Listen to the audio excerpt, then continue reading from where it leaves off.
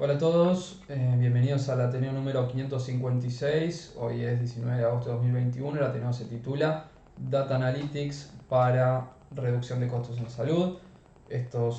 un Ateneo bibliográfico, que es una iniciativa del Hospital Italiano de Buenos Aires dentro de una instancia de aprendizaje en el marco del programa de la Residencia de Informática en Salud. Mi nombre es Diego Rabinovich, yo soy médico especialista en diagnóstico por imágenes y actualmente residente de la Residencia de Informática en Salud. El recorrido del Ateneo, vamos a ver dos artículos, uno titulado Achieving Cost Reduction Through Data Analytics, más orientado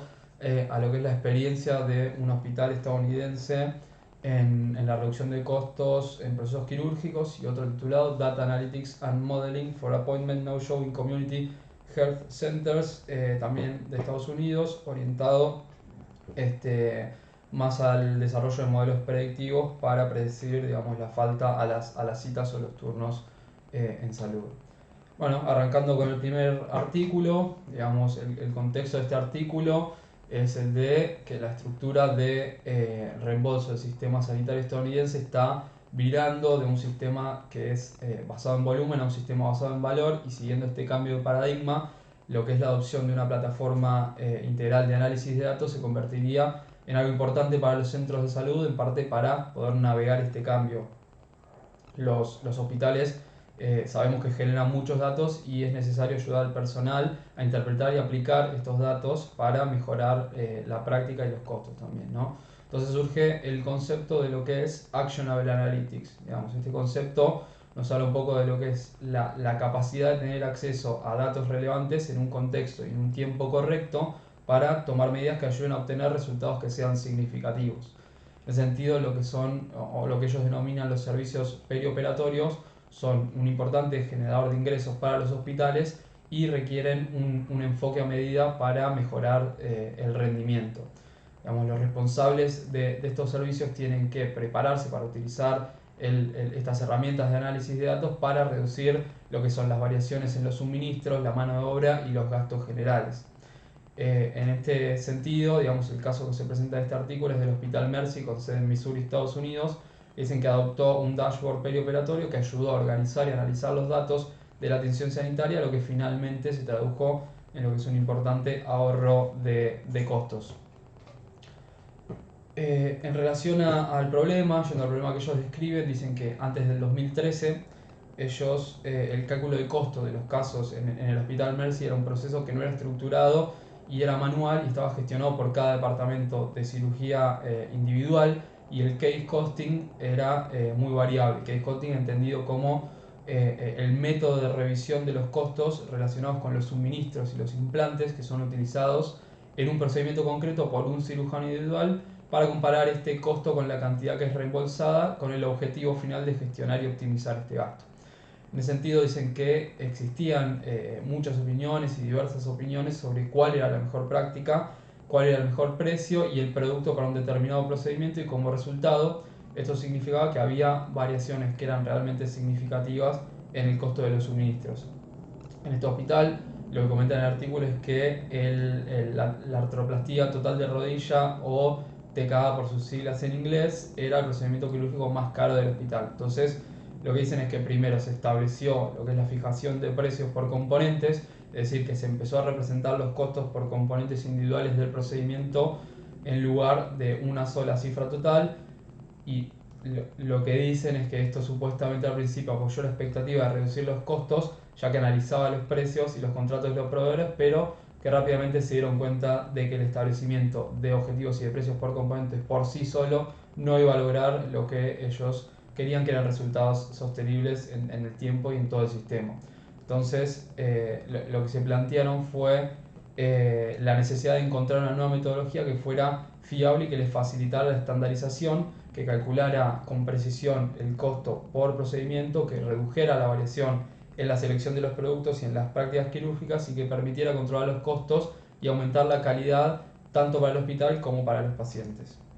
Entonces, el objetivo que se plantearon era desarrollar un dashboard clínico que pudiera mostrar los datos perioperatorios, de forma de que pudieran obtener una visión clara de los costos, los outcomes y las oportunidades de mejora de los procesos. Entonces, el dashboard se diseñó con la posibilidad de profundizar en las métricas Y algunas de estas métricas eran, por ejemplo, el tiempo de inicio, que mostraba un display de resultados del staff sobre el inicio de los procedimientos quirúrgicos, tiempos de rotación en quirófano, con una comparación con lo que es un benchmark del sistema de salud general estadounidense, y también la utilización de bloques, entendido como el tiempo real de la sala utilizado durante un caso, dividido por la cantidad total del tiempo que tiene asignado a un cirujano. Y esto estaba más que nada orientado a organizar las medidas sobre la utilización de cada quirófano y facilitar la medición del tiempo de trabajo estándar del cirujano dentro del quirófano, y también, por ejemplo, el costo por procedimiento con un display de los costos según la locación. Yendo a lo que son los datos, lo que menciona el artículo es que los datos se extrajeron de varias fuentes, como pueden ser sistemas de documentación de enfermería y de cirugía, sistemas de gestión de la cadena de suministros y sistemas de contratos, y lo que dicen es que lo que intentaron hacer era representar de una manera más holística los procedimientos quirúrgicos, consolidando lo que eran grandes conjuntos de datos tanto clínicos, como pueden ser la tasa de readmisión, retornos no planeados al quirófano, complicaciones quirúrgicas, datos operativos como inicio a tiempo de los primeros procedimientos, tiempo de rotación de la sala, downtime de los cirujanos, utilización del quirófano, y también datos financieros como los volúmenes de la cirugía y los costos por procedimiento. Entonces, esta visualización lo que les permitía era comparar los costos y resultados de los procedimientos quirúrgicos entre todas las ubicaciones del hospital, logrando de esta manera lo que ellos denominaban una transparencia operativa. Además, lo que mencionan sobre este dashboard es que tenía diferentes perfiles de visualización adaptados, digamos, a cada usuario. Por ejemplo, el personal administrativo tenía una visión por defecto como más amplia, los directores de los departamentos de cirugía con unas visiones por defecto más centradas en sus departamentos individuales, y los cirujanos tenían una visión por default más centrada en sus procedimientos individuales. Antes del dashboard, lo que pasaba era que desarrollar reportes específicos, por ejemplo el costo de los casos de un cirujano en particular, era posible, pero lo que dicen es que se necesitaban semanas para recopilar los datos de lo que eran varias fuentes, y utilizando el dashboard, este tipo de análisis podían realizarlo en minutos. Entonces, en relación a lo que es la mejora de los procesos, lo que relatan en esta experiencia es que el equipo trabajó principalmente para estandarizar lo que es el suministro y el uso del implante, gestionar los residuos en el quirófano y estandarizar los paquetes de los procedimientos. Como mencioné anteriormente, el procedimiento más caro del hospital eran las artroplastías totales de rodilla o las TKA, por lo que el objetivo inicial era reducir los costos de estas operaciones, determinando qué suministros contribuían a digamos, este número tan elevado. Los equipos entonces, para continuar un poco con lo que era la mejora del proceso, determinaron tres componentes fundamentales. Por ejemplo, que el uso de los dispositivos de autotransfusión de sangre y los selladores bipolares especiales no eran una necesidad clínica en estos procedimientos. Otro de los elementos de alto costo que utilizaban en este tipo de cirugías era el cemento óseo antibiótico, y lo que dicen es que el uso de este cemento óseo podía estar clínicamente indicado, por ejemplo, si era una revisión de las TKA en donde ya existía una infección, pero si eran, por ejemplo, TKA primarias, podían realizarse con un cemento óseo simple, que no tenían antibióticos añadidos, con métodos de prevención de infecciones que eran más rentables. En este sentido, digamos, al visualizar que el costo del cemento óseo con antibióticos era 3 veces mayor al del cemento óseo sin antibióticos, llevaron a desarrollar y ajustar ciertos criterios para lo que era el uso adecuado de este tipo de cemento óseo, para garantizar que solo se utilizara cuando estuviera clínicamente indicado. De todas maneras, lo que remarcan es que si bien pudieron detectar estos componentes que eran de costo elevado y no estaban siempre bien indicados, digamos, el simple hecho de tener estos datos no era suficiente para cambiar la práctica, a no ser que el personal estuviera, digamos, todo el personal y la gente que estuviera involucrada en el proyecto fuera incluido, digamos, en los procesos de toma de decisiones en lo que nos conocemos como el peopleware, digamos. Ellos lo que decían es que en su experiencia fue fundamental que si bien podían disponer de todos los datos y una mejor visualización de estos datos para tomar decisiones, si no había un compromiso de todas las personas involucradas, era muy difícil llevarlo a cabo. Entonces, como resultados, lo que ellos comentan es que, digamos, en el siguiente año, después de implementar el tablero perioperatorio, el ahorro de costos fue de más de 1.2 millones de dólares para este tipo de cirugías, y que el éxito obtenido a través de esta metodología llevó al equipo a examinar otros procedimientos en distintas líneas de servicios al año siguiente, con un ahorro de más de 10,7 millones de dólares. Bueno, entonces un poco como conclusión, ellos de esta experiencia que hicieron al implementar este dashboard para el análisis de datos con un montón de variables de distintas capas administrativas, financieras, clínicas, dicen que su fórmula para el éxito fue básicamente esto que comentaba, digamos, la alineación y el engagement de todo el personal, de los médicos, administrativos, los distintos departamentos, las cadenas de suministros, el, digamos, el departamento de IT, las finanzas, sumado a este concepto de Actionable Analytics, digamos, en donde se pueden tener datos en tiempo real, precisos, que se comprendan y que sean detallados, que uno pueda detallar, pueda adentrarse aún más en estos datos, si así se desea, más allá de las vistas por default, y la urgencia, digamos, lo que ellos llaman urgencia, digamos, este cambio en el modelo de reembolso estadounidense y en la prestación de los servicios, teniendo como resultado, digamos, más trabajo en equipo y coordinado, mayor estandarización de los procesos, mejorar la calidad clínica y por último, lo que estamos centrando en este Ateneo, que es en la reducción de costos. Bien, pasando un poco ya al segundo artículo, el de Data Analytics and Modeling for Appointment No-Show in Community Health Centers, también es un artículo de Estados Unidos. Como contexto nos habla un poco de que los centros de salud comunitarios de Estados Unidos son clínicas que ofrecen atención primaria a lo que son poblaciones subatendidas y sin seguro. Estos centros de salud para personas que se encuentran en el nivel federal de pobreza o por debajo de él proporcionan una red de seguridad sanitaria que es fundamental. Y una cosa que mencionan en relación a esta atención que es tan importante para este tipo de poblaciones es que las altas tasas de pérdida de las citas fueron identificadas como una barrera significativa al acceso de la atención para estas poblaciones. En ese sentido, lo que dicen es que la optimización de los sistemas de agendamiento se identificó como si fuera un enfoque a nivel sistémico para abordar esta necesidad de mejorar el acceso a la atención de salud y reducir lo que son también los recursos mal utilizados o incluso inutilizados. En ese sentido, reducir el número de citas perdidas parece ser fundamental, ya que cuando las citas no se utilizan se reduce lo que es el acceso a otras personas que sí necesitan una cita, y además de infrautilizar el tiempo y los recursos de los proveedores, ya que digamos, estas citas perdidas lo que realizan es esto, digamos, es una infrautilización o mala utilización de estos recursos, ya que esto repercute en lo que es las esperas y los retrasos para otras personas, y podría aumentar incluso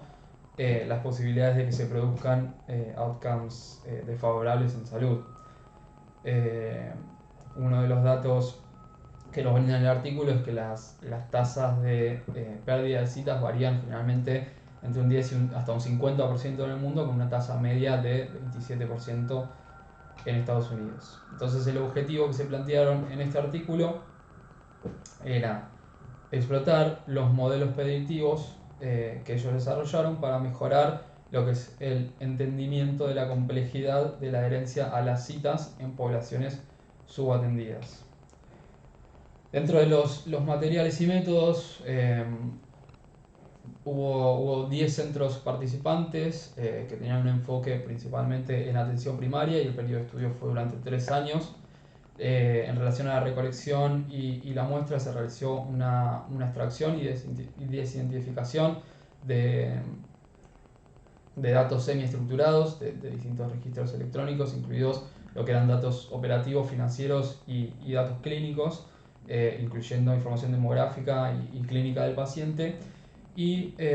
una cosa que aclaran es que en el preprocesamiento de los datos se realizó por un lado un filtrado de categorías de citas para crear lo que es un outcome binario, digamos un no-show versus un checkout appointment, digamos entendiendo lo que es el no-show como la cita que no fue concertada, es decir, que un paciente no acudió a una cita programada y no la canceló con al menos 24 horas de antelación de la hora de la misma, versus el checkout appointment, que es cuando la cita se concretó y estaba todo bien en las diferentes capas. Otra de las cuestiones que mencioné del preprocesamiento era que para garantizar las observaciones, que las observaciones sean independientes, una de las otras solo se incluyó la última cita de cada paciente en el análisis final,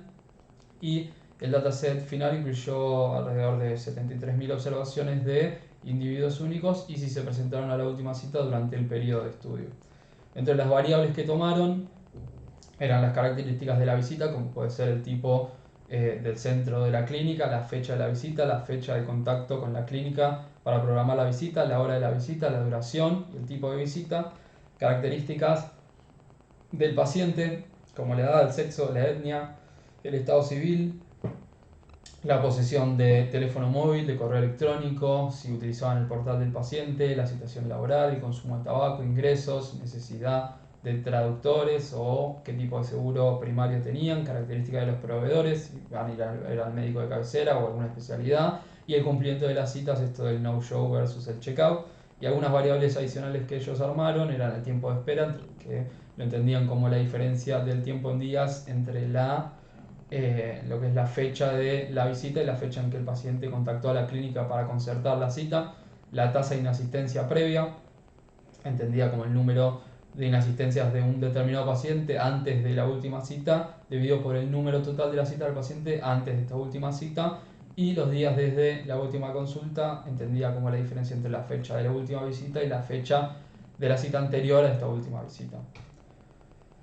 Bueno, siguiendo un poco con materiales y métodos, digamos, esta es una parte un poco técnica, no nos vamos a adentrar mucho. Ellos utilizaron 3 metodologías para desarrollo de los modelos predictivos, que eran la regresión logística, una red neuronal